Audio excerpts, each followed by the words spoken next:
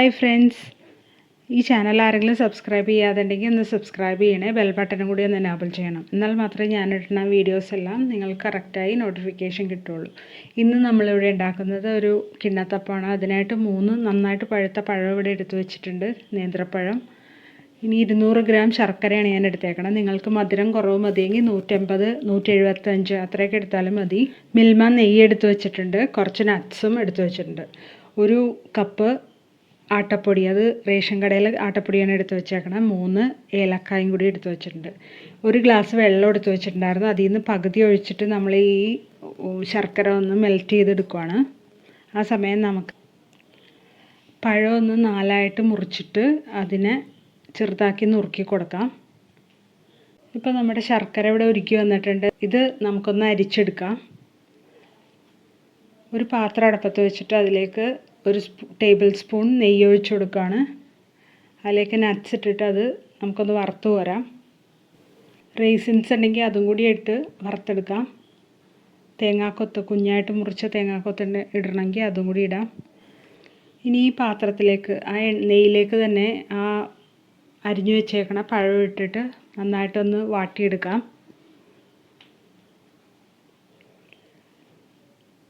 ഗോതമ്പൊടി ആട്ടപ്പൊടിയിലേക്ക് നമ്മൾ ശർക്കര ഉരുക്കി വെച്ചേക്കണത് ഇട്ടും കൂടി ഇട്ട് നന്നായിട്ട് മിക്സ് ചെയ്ത് കൊടുക്കുകയാണ്.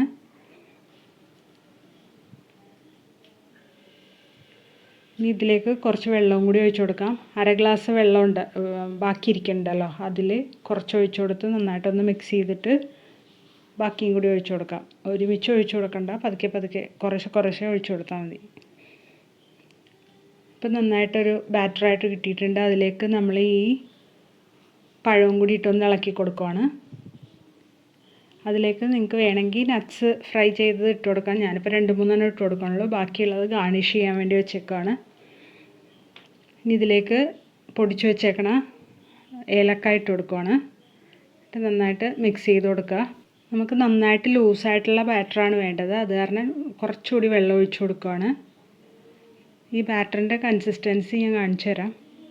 ഇത് കണ്ടോ, ഇതാണ് ബാറ്ററിൻ്റെ കൺസിസ്റ്റൻസി. ഇങ്ങനെ ദോശമാവൊക്കെ പോലെയല്ല, ഇങ്ങനെ വിട്ട് വരണം ഒഴിച്ചു കൊടുക്കുമ്പോൾ.